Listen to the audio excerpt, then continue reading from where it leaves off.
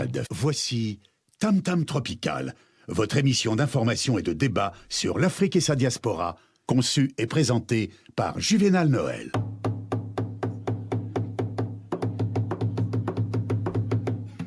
Plusieurs siècles avant la création du télégraphe, au cœur de la forêt équatoriale d'Afrique, les populations communiquaient déjà à distance, grâce au tam-tam.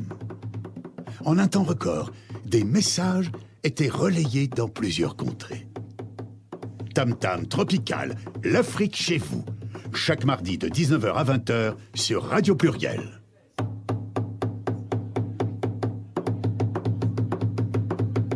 Tam Tam Tropical, votre magazine sur l'Afrique, conçu et présenté par Juvénal Noël.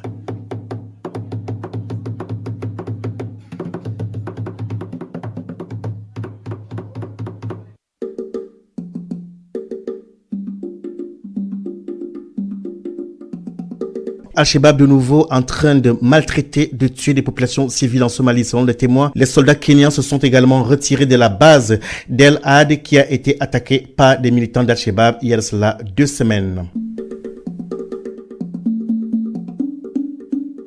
Ferons directement un tour du côté de la Côte d'Ivoire, c'est sur la côte ouest africaine où les assises font la lumière sur le décès, l'assassinat, faut le dire clairement, comme cela du général Guèye qui avait assuré la transition après la chute d'Henri Konan Bédié en décembre 1999, venait de perdre 2 ans plus tôt aux élections présidentielles face à Laurent Gbagbo. Parallèlement, Laurent Gbagbo sera présenté donc à ses juges jeudi prochain et pour parler donc de la Côte d'Ivoire, nous serons en compagnie ce soir d'une jeune militante du Front populaire ivoirien, s'appelle Cissé Mariam Marie-France. Bonsoir. Bonsoir, monsieur. Comment allez-vous? Je vais très bien, enfant. Alors, pour ceux qui ne vous connaissent pas, justement, vous êtes une jeune militante qui a été emprisonnée l'année dernière par l'État ivoirien. Vous étiez accusée de complicité de troubles à l'ordre public. Pourquoi? Et pourquoi vous arrêtez? Dites-nous. Concrètement, qu'est-ce qu'on vous reprochait? Nous avons organisé, la jeunesse du Front populaire et la jeunesse ivoirienne, nous avons organisé en parfaite synergie des manifestations pour réclamer la libération de tous nos camarades prisonniers. D'accord. Et nous exigeons également des conditions transparentes pour les élections de 2015. Et là, on parle... Est-ce que vous avez eu l'autorisation de faire cette manifestation-là? Bien entendu. Nous avons déposé des courriers. Parce que normalement, la Constitution nous donne droit d'organiser des activités, des manifestations. Oui. Et nous avons obligation d'informer les autorités, chose que nous avons faite. Et à 2 jours même de l'activité, nous avons eu des rencontres au niveau de l'ONUCI et c'était un représentant du ministre de l'Intérieur. D'accord. Et donc, malgré cela, vous avez été arrêté pour trouble. Exactement. Très bien. Restez avec nous, Mariam Cissé. On vous retrouve dans quelques instants pour souhaiter la bienvenue à Mariam Cissé, qui est de Paris, qui nous accompagnera, et aussi à vous, chers auditeurs, pour votre fidélité. Cernan, qui est notre réalisateur, Cernan Nessi Bouloukoué, nous a proposé donc cette brève production musicale.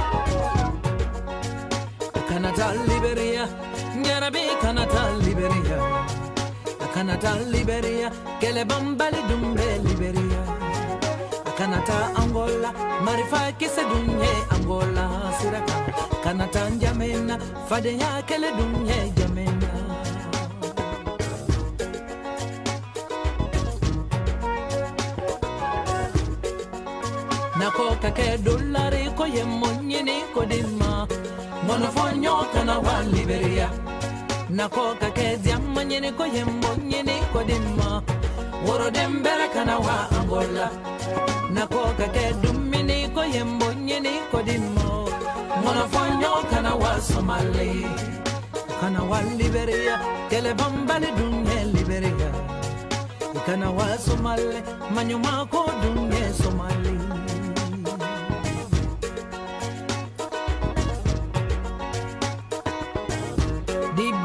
dibi mani dibi ni maya vane dibi saya dibi kande kono no ba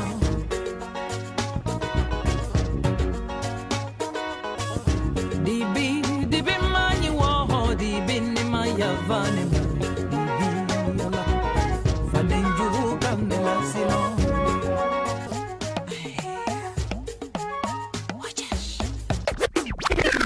Tam Tam Tropical, c'est tous les mardis soirs de 19h à 20h sur Radio Pluriel.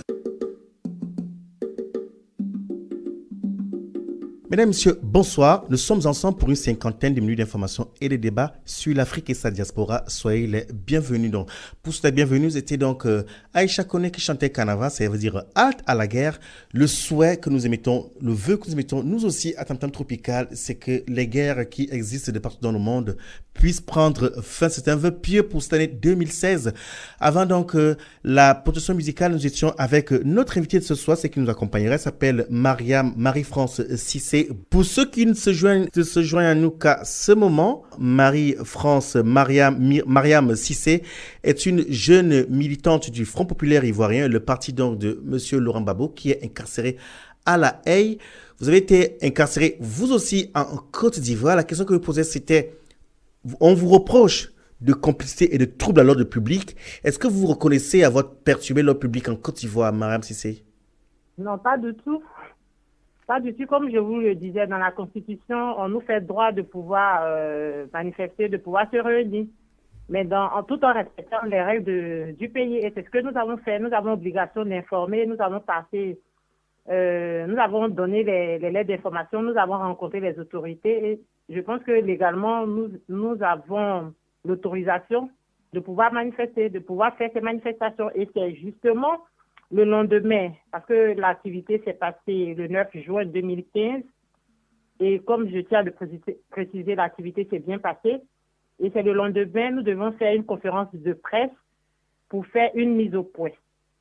Donc, c'est au cours de cette conférence de presse que nous avons été arrêtés. À votre sens, on vous a arrêté à tort? Bien sûr. Pendant 4 mois, c'est-à-dire de juin à octobre 2015. C'est bien cela? Oui. Alors, est-ce qu'un jugement a déjà été rendu à ce jour? Rien.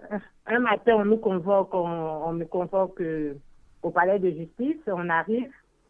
On me dit au secrétariat du juge, le juge a arrêté. On me dit simplement que le juge et le procureur vous met en liberté. Je dis quelles sont les raisons? On me dit vous rentrez chez vous à la maison. Ah, carrément.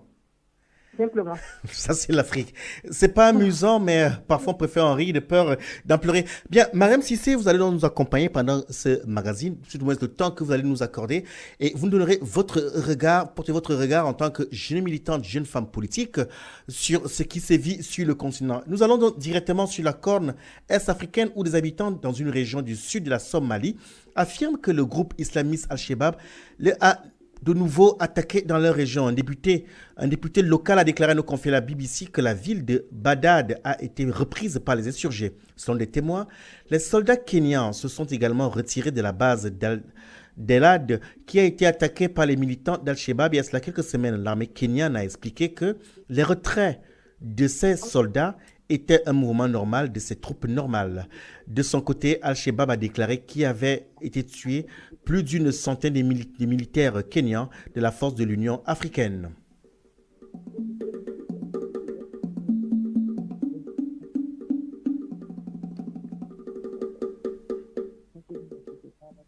Le procès des présumés assassins de Robert Guéhi a repris hier lundi. Le général ainsi que sa famille et ses proches avaient été tués au cours d'une tentative de coup d'État contre Laurent Gbagbo. Les faits remontent au 19 septembre 2002. Le général Guéhi, qui avait assuré la transition après la chute d'Henri Konan Bédié en décembre 1999, venait de perdre 2 ans plus tôt aux élections présidentielles face à Laurent Gbagbo. Ce procès a lieu 13 ans après les assassinats, notamment parce qu'il a été ajourné à 2 reprises. Le sergent Kwadio est le premier prévenu à avoir été appelé à la barre. Il a raconté avoir eu pour instruction, je cite, de dénicher le général Gueye, alors réfugié dans une cathédrale.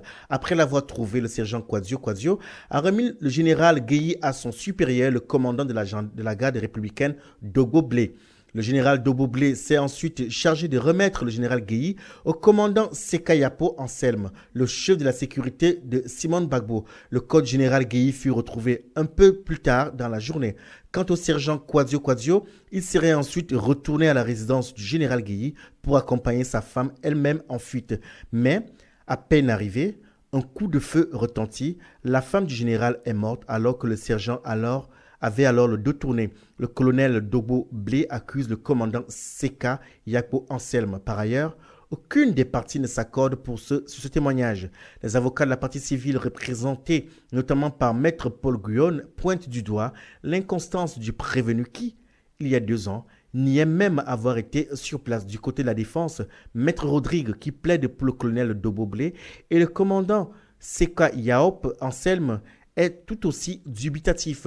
Parallèlement, donc, dans 48 heures, on va dire jeudi prochain, le président Laurent Gbagbo sera donc présenté à ses juges pour le procès donc où aura à ses côtés Charles Blé Goudé. Et pourquoi sont-ils en procès? Laurent Gbagbo est l'ancien président de la Côte d'Ivoire. Charles Blé Goudé, un proche allié de Laurent Gbagbo, était le ministre de la Jeunesse et de l'Emploi dans le gouvernement de Laurent Gbagbo et le dirigeant des Jeunes Patriotes, une milice selon les termes pro-Gbagbo. La Cour pénale internationale donc a mis les 2 hommes en accusation pour leur responsabilité pénale individuelle dans 4 chefs de crimes contre l'humanité qui incluent des meurtres, des viols et d'autres formes de violence.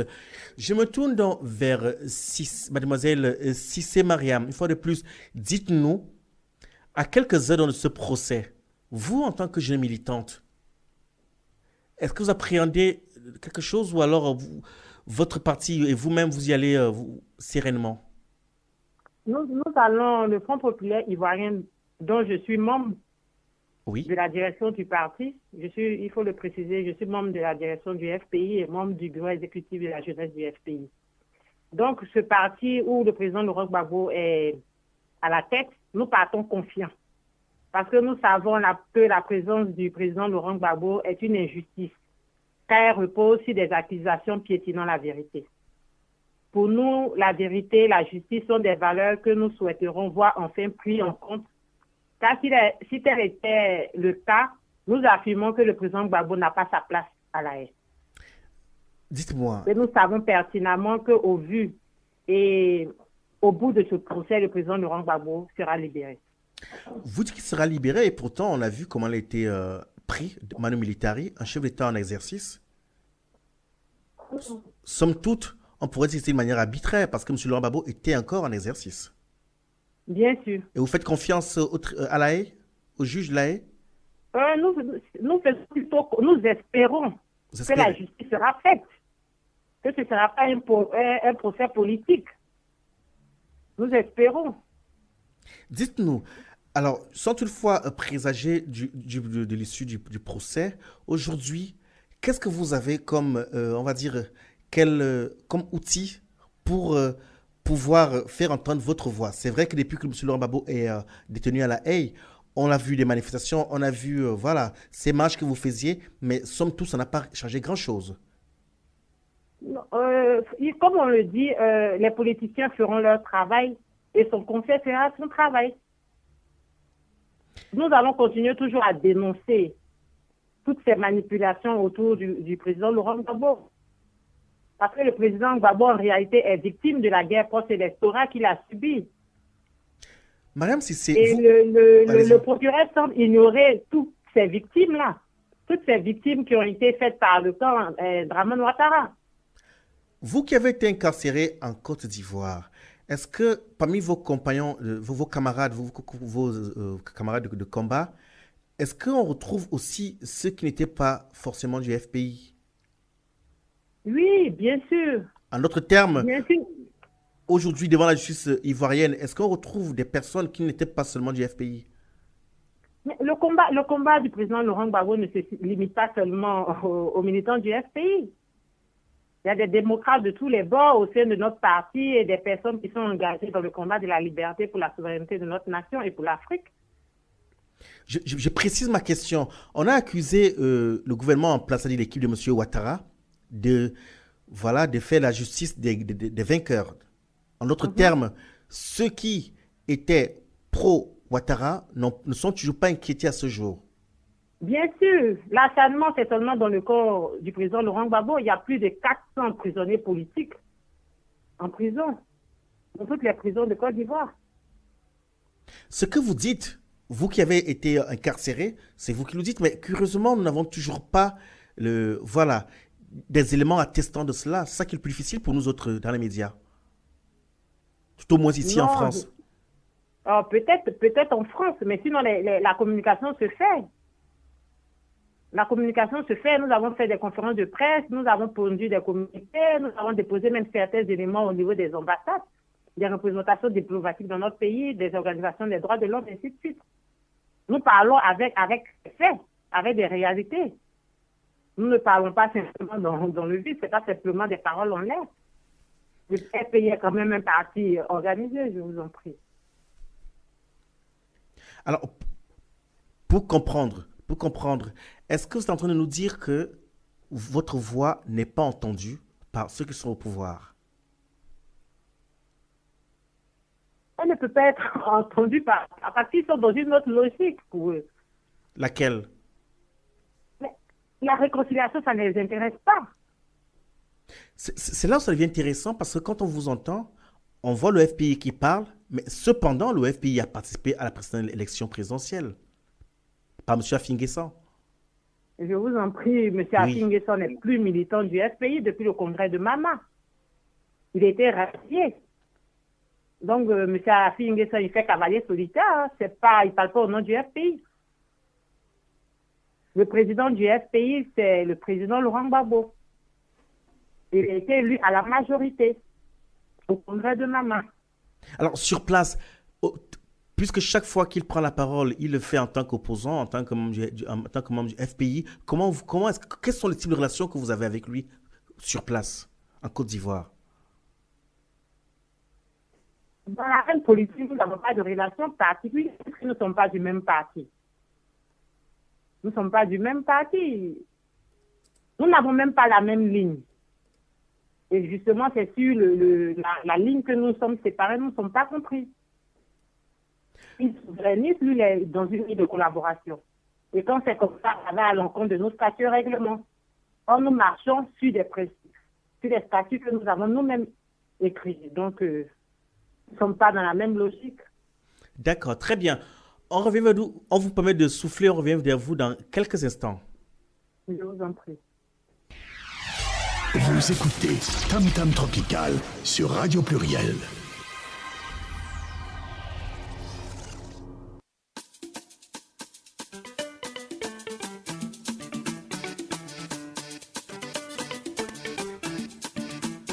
Moïse, Maître John.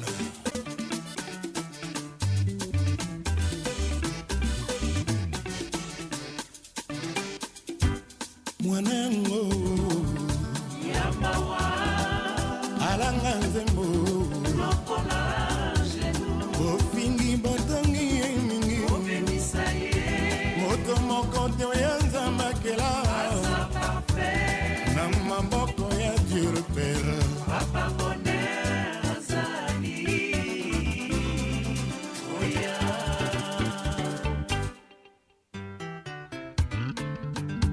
Wassa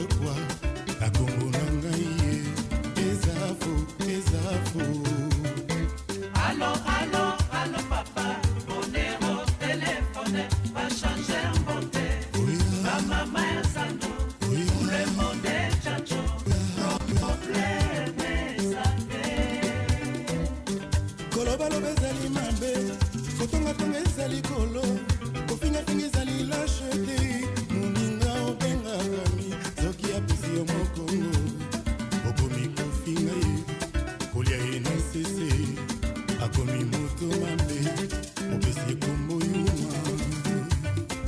Allo, allo, allo papa, bonero téléphone, petit diable, basoda, oye, tout le monde est chacho, problème sa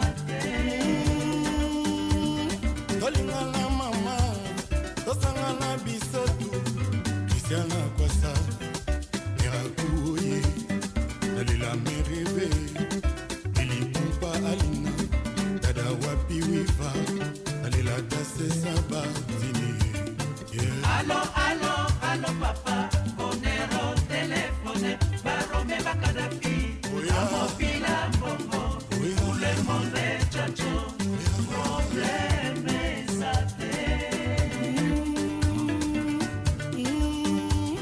tolingana bami utere papa rengose ubul papa na debora bobe maso api grâce tuturo babi baba maziku ngai na lela jésus ntiakala klova eme lambala silva kwema bana kinyo Allo, allo, allo papa, bonero téléphone, bomba bicha bende, Burundi, Togo, Gabon, tout le monde est chacho, problème sa zambe pe azali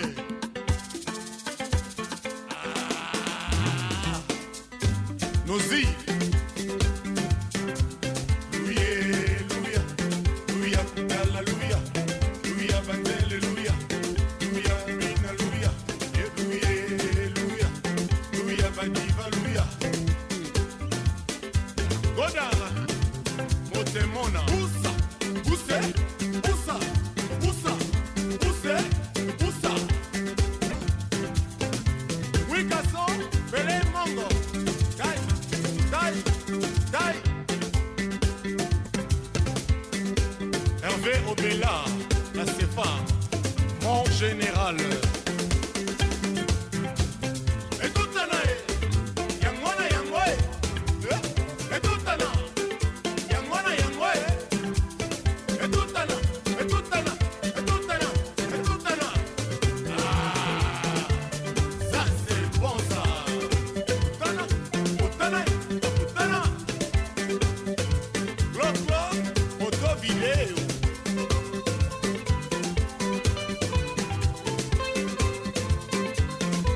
Benico zéro faute Benico c'est là Lino hein la bella c'est ma petite na buona la bella Amono Ditas Bichot ah là là Badou bala na sefa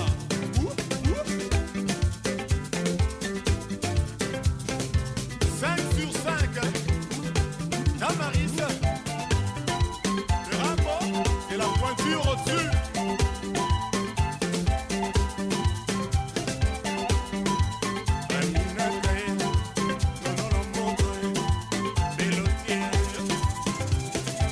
Participez à l'émission Tam Tam Tropical. Appelez le 04 78 21 05 95. 04 78 21 05 95. Retour dans ce studio 91.5 de Radio Pluriel. Nous émettons depuis la ville de Saint-Priest, c'est dans l'agglomération lyonnaise. Avant donc cette aération musicale, nous sommes avec Cissé Mariam Marie-France, jeune militant du Front populaire ivoirien qui a été incarcéré dans les geôles en Côte d'Ivoire. Une fois de plus, Mariam et Cissé, bonsoir. Bonsoir à vous. Bien. J'aimerais comprendre, là, vous nous disiez tout à l'heure qu'effectivement, vous aviez les autorisations de l'État ivoirien pour manifester. N'empêche que on vous a incarcéré pendant 4 mois et que, voilà, un matin, on vous demande de sortir. C'est bien cela? Exactement. Sans procès véritable. En plus. Est-ce que aujourd'hui que vous êtes en France, vous ne craignez pas pour votre vie? J'avoue que j'appréhende mon retour. J'avoue que j'appréhende mon retour parce que au niveau de la Côte d'Ivoire, on prend toutes les dispositions pour museler son opposition. Donc, venir déjà parler sur les radios, porter la vraie information des réalités de la Côte d'Ivoire, j'appréhende mon retour. Je dois avouer qu'en nous, au niveau du comité de rédaction, on vous donne la parole ce soir. Le souhait, c'est d'entendre de vive voix une personne qui a été incarcérée parce que ceux que nous avons ici nous disent qu'il fait bon vivre en Côte d'Ivoire, mais certains nous disent aussi que ce n'est qu'une paix de mascarade. Est-ce que, à votre avis, le processus de réconciliation est en marche en Côte d'Ivoire? Je dirais non. C'est non parce que vous... Je dirais non avec fermeté. Vous dites non parce que vous avez été incarcéré pendant 4 mois de manière arbitraire ou alors parce que vous n'avez pas été contacté? Non, 4 mois, moi c'est seulement 4 mois. Il y a des personnes qui sont arrêtées depuis 2011, qui ne sont jamais passées devant le juge. Et comment ça se fait? Et pourtant c'est la réalité justement. Je veux dire, lorsqu'on vous arrête, est-ce que tout au moins quand on passe devant le parquet, on vous dit c'est pourquoi vous arrêtez et que voilà, il y a une suite? Je vais vous raconter déjà plus ou moins ce qui s'est passé déjà à la préfecture de police. Nous sommes arrêtés le 10, un mercredi. Le 10 de quel mois? Le 10 juin. 10 juin. 2015. Oui, déjà, une femme, on m'arrête parce que déjà même, j'ai dit simplement, comme je ne savais pas, on leur a posé la question de savoir s'ils avaient un mandat pour faire interruption dans un siège. Donc, je prends le téléphone pour appeler un avocat pour qu'il puisse nous instruire sur la question. Dans un siège, quel siège? Nous étions, la conférence devait se passer au siège provisoire du FPI, qui est le siège du mouvement Solidarité pour Gbagbo. Donc, c'est pas sur la place publique que nous avons été arrêtés. C'est dans un domicile privé.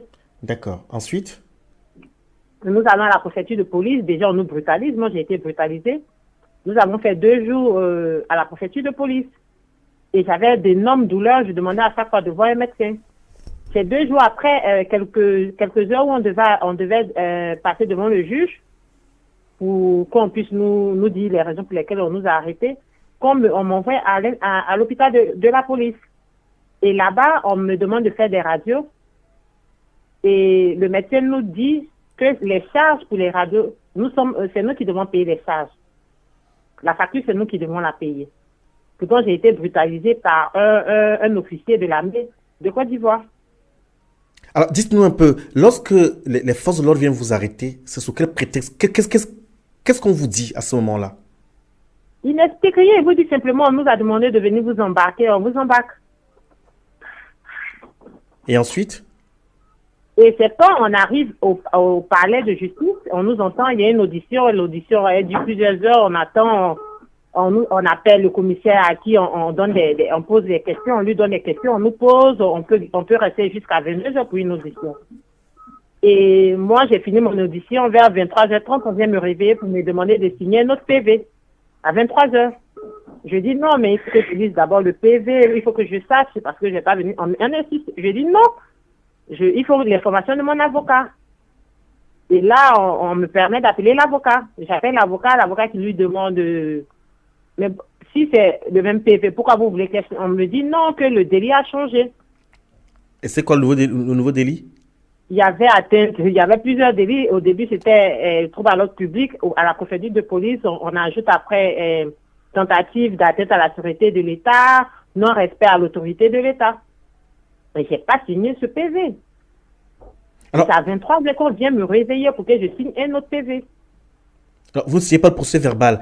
Et par la suite, à quel moment vous déférez au parquet avant d'aller à quel moment vous êtes déféré? On passe devant le juge. Oui. Qui nous signifie que nous sommes inculpés pour complicité au trouble à l'ordre public. Donc, c'est 2 mois après que le juge nous appelle, nous entendre dans le fond. 2 mois après. Et après, on ne nous rappelle plus. Un matin, je vous l'ai dit tout à l'heure, on m'appelle, je vais au parquet, on me dit, le juge et le procureur vous dit que vous êtes libre. Et vous rangez vos affaires, vous devez rentrer à la maison. Et vous sortez... Et pourquoi? Jusqu'à aujourd'hui, je n'ai pas de réponse.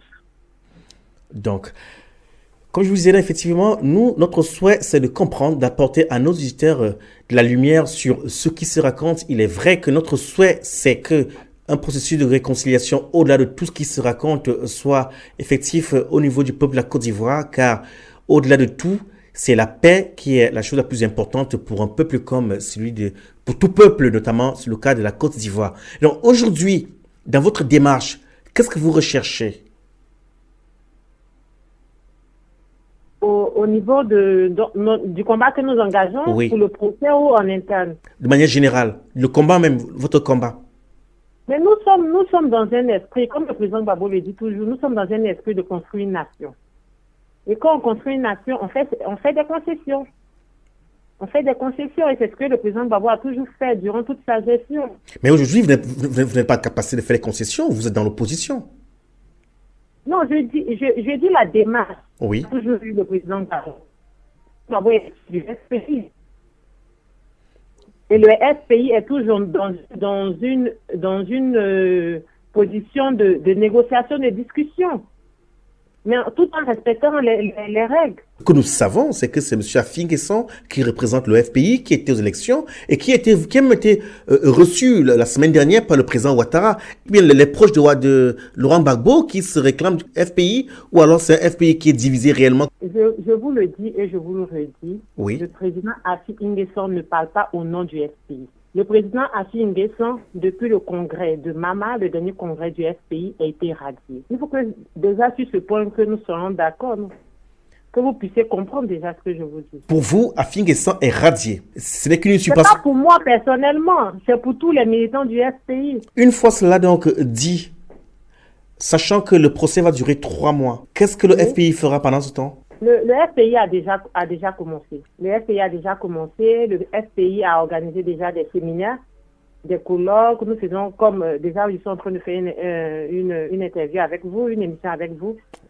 Au niveau de la communication, nous prenons toutes nos dispositions. Nous faisons du lobbying pour que la réalité soit dite là. C'est-à-dire il faut que la communauté internationale sache qu'elle s'est trompée en Côte d'Ivoire et que l'image qu'on a voulu donner au président Gbagbo n'est pas la bonne. Donc nous nous battons, nous faisons des colloques, des séminaires pour informer, pour essayer de donner la vraie réalité, les réalités de ce que le peuple ivoirien vit. Alors, quand vous parlez que le peuple ivoirien peut perdre si le président Laurent Gbagbo n'est pas libéré. Dites-moi, Mariam Cissé, aujourd'hui vous vous adressez à qui? À l'Occident, au peuple du monde, mais je veux dire les dirigeants par exemple, au niveau des dirigeants occidentaux. Monsieur Gbagbo, il est en prison et que l'interlocuteur en Côte d'Ivoire, c'est Monsieur Ouattara. Il est clair. C'est la communauté internationale. Sinon, le peuple a élu le président Laurent Gbagbo.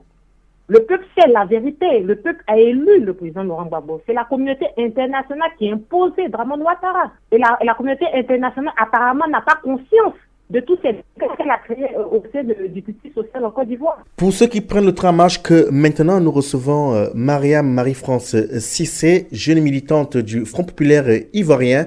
Elle a été incarcérée pendant 4 mois l'année dernière, libérée sans véritable procès. Mariam Cissé, oui. Est-ce que vous aurez toujours le courage de pouvoir prendre la parole si demain, par exemple, Monsieur Laurent Gbagbo n'est pas libéré après son procès? Bien sûr, nous sommes engagés dans un combat. Et un combat, c'est un processus. Ça fait plus de 5 ans que le président Laurent Gbagbo est détenu à la haie. Mais notre engagement n'a pas faibli. Mais reconnaissez aussi qu'aujourd'hui, malgré votre combat, on a l'impression que vos voix sont inaudibles. C'est vous qui le dites, sinon je ne serais pas en train de passer sur votre radio. Très bien. Très bien. Mais c'est intéressant parce que si ce soir, c'est vous qui parlez aussi, c'est parce que notre souhait, c'est de donner la place à la femme. Vous êtes une jeune femme, vous êtes une femme, vous êtes jeune, vous êtes engagée en politique. La femme africaine, de manière empirique, est souvent vue comme ce qui est relégué aux casseroles et j'apprécie bien votre pertinence. On va vous permettre de souffler et on revient avec vous dans quelques instants. Le Congo-Ça détruit tant de relations. Mon frère, ma sœur, arrêtons de subir. Combattons le Congo-Ça avec le Lalor. C'est parti. Une pensée particulière à ma maman chérie. Maman Odile, la mère de tout le monde, celle qui a tant fait pour les gens. Ah oui.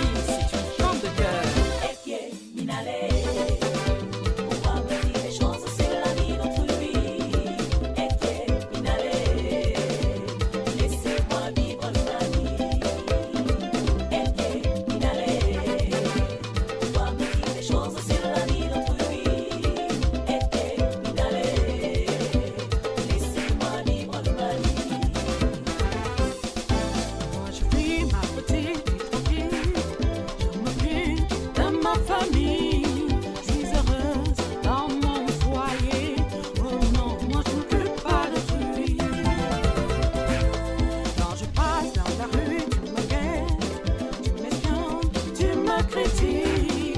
Congo ça, passe-temps favori. Mais pourquoi tant d'intrigue sur ma vie? Ce que fait chacun chez lui, ce que dit autrui de moi. Je m'occupe pas de lui, je m'occupe de ma vie. Les gens répondent des mensonges.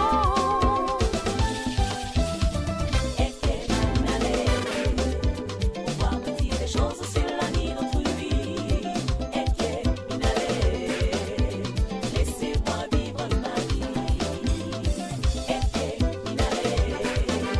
pouvoir me dire des choses sur la vie d'autrui. Et allez, Giovanni Baby, laissez-moi vivre ma vie. je m'entendis, je suis monté les entités, je suis descendu, occupe-toi de... Tam Tam Tropical, c'est tous les mardis soirs de 19h à 20h sur Radio Pluriel. Retour dans ce studio 91.5 de Radio Pluriel, c'était Lola Love qui dénonce les commérages. Avant Lola Love, c'était toujours Marie-France Cissé depuis Paris. Ce magazine est réalisé des mains de maître par Serna Nesti Bouloukoué. Mariam Cissé, nous nous intéressons réellement à la vie politique en Côte d'Ivoire. À vous entendre, on a l'impression que les opposants ivoiriens n'ont pas une liberté de parole, une liberté d'expression. Le procès va commencer pendant 3 mois. Comment le FPI va se faire entendre? Je vous l'ai dit tout à l'heure. Oui, redites-nous. Euh, Allez-y. allô? Oui, on vous reçoit parfaitement. Non, je vous ai dit tout à l'heure que le FPI n'a pas attendu les 3 mois pour Oui. se faire entendre. Le FPI n'a pas attendu ces 3 mois pour se faire entendre parce que le combat dans lequel nous sommes engagés n'est pas un combat ponctuel. C'est sur une longue durée. Le combat pour les libertés, pour la souveraineté, c'est sur une longue durée. Donc déjà, depuis le coup d'État de 2011, nous avons crié, nous avons dit non face à la dictature du régime en place. Nous avons organisé des activités, des manifestations. Au cours de ces activités, des camarades ont été arrêtés. Nous avons nos premiers responsables, des vice-présidents de notre parti. Nous avons le secrétaire général adjoint, le camarade Kouajusté, qui est détenu au camp pénal dans des conditions très difficiles. Nous avons le ministre Dida Kwasi, qui est détenu. Nous avons le ministre qui est vice-président au niveau du FPI. Nous avons le ministre Assoua Oudou, qui a été arrêté. Nous avons le premier responsable de la jeunesse du Front populaire, le camarade Daï Nestor, qui a été arrêté. Nous avons un camarade qui est le président de la jeunesse de l'ONG, un parti au niveau de la Côte d'Ivoire, de l'opposition, qui a été arrêté. Quand je vous cite tous ces noms, vous pouvez bien comprendre l'esprit dans lequel le parti au pouvoir est, muselé. L'opposition. L'opposition. Ça laisse donc croire qu'en fait, ceux qui sont opposants aujourd'hui, ceux qui sont dans l'opposition, ceux qui étaient en liste pour la présidentielle, ne sont pas des opposants véritables, à votre avis? Non, nous ne leur ferons pas cette injure. Mais comme je le disais, chacun a sa ligne. Oui. Et chacun a son parcours, chacun a son histoire. C'est vrai. Alors, nous avons des vidéos et nous les défendons au prix de notre vie. Et comme je le disais, nous, depuis 2011, nous nous battons pour que notre voix soit entendue. Mariam Cissé. Pour que la vérité soit faite. Mariam Cissé. Alors, en préparant cette émission, je réalisais mes notes et j'ai constaté que il y a apparemment le mal dont souffre aussi le Front populaire ivoirien. Sans toutefois le citer, à Finguessan, il a dit la chute du FPI vient de ses mauvais rapports avec les voisins. Est-ce que le FPI ne souffre pas de lui-même? En sens qu'en son sein, il semble divisé. Nous ne sommes pas divisés.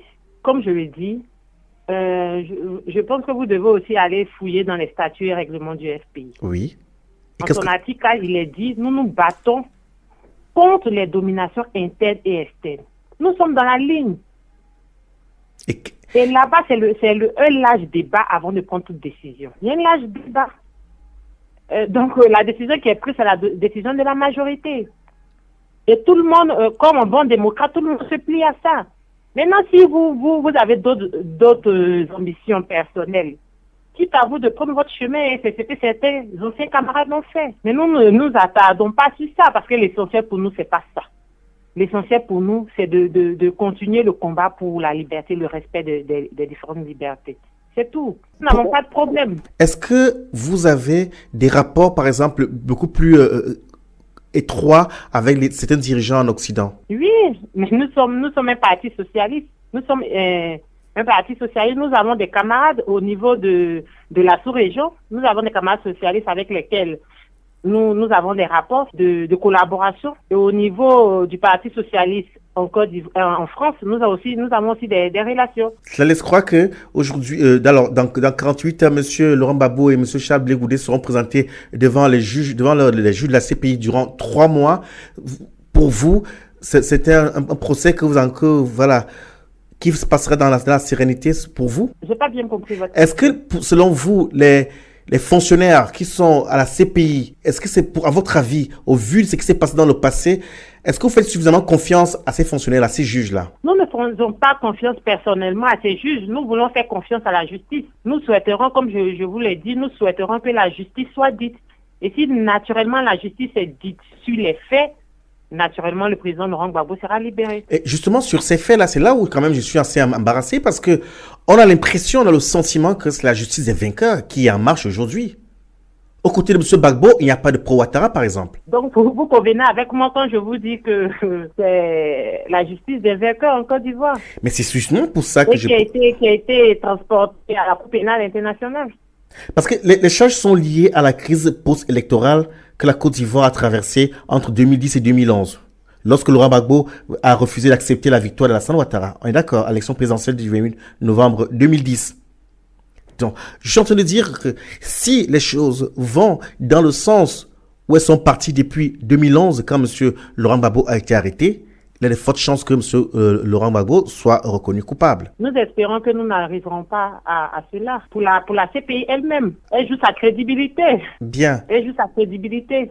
Et vous qui êtes aujourd'hui dans la diaspora, puisque vous êtes en France. On espère qu'elle ne va pas ignorer tout ce qui s'est passé. Bien que cela ait été le cas jusqu'à ce jour. Que ce soit en Côte d'Ivoire à ces pays.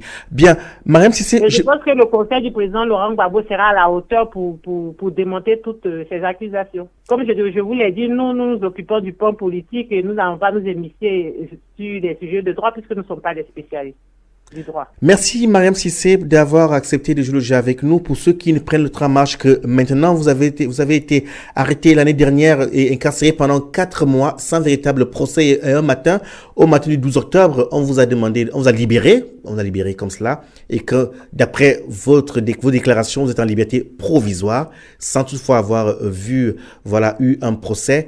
Et pendant votre séjour en France, vous avez accepté de répondre à nos questions. Merci, je vous en prie. Et bon vent. De nous offrir. Merci, c'est gentil à vous. Au revoir.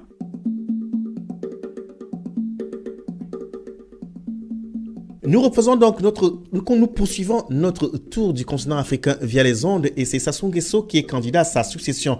Le parti au pouvoir à Brazzaville a annoncé hier lundi que le président congolais Denis Sassou Nguesso briguerait un 3e mandat lors de la présidentielle du 20 mars, comme le lui permet la nouvelle constitution entrée en vigueur en novembre dernier. M. Sassou Nguesso, qui cumule près de 32 ans à la tête du pays, a été investi candidat du Parti congolais du travail, le PCT, à l'issue d'une réunion du comité central de cette formation. Le comité central du PCT a validé la candidature du camarade Denis Sassou Nguesso comme candidat du parti à l'élection présidentielle du 20 mars, selon un communiqué du parti à la presse après la rencontre.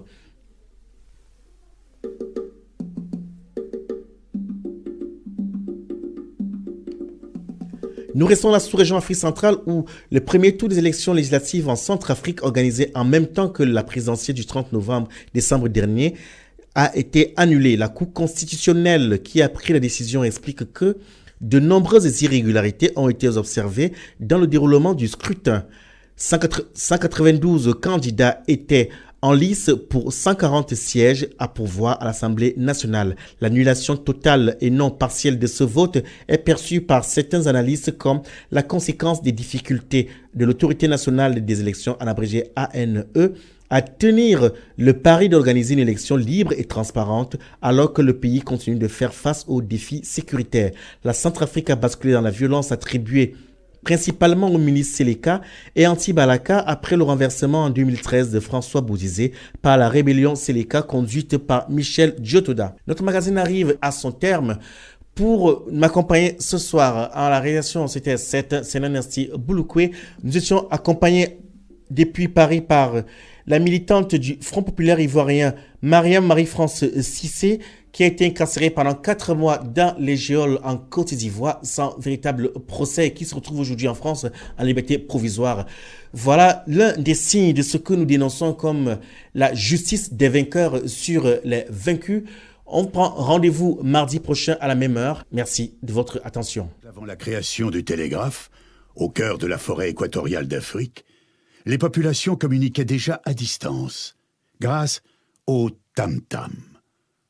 En un temps record, des messages étaient relayés dans plusieurs contrées. Tam-tam tropical, l'Afrique chez vous, chaque mardi de 19h à 20h sur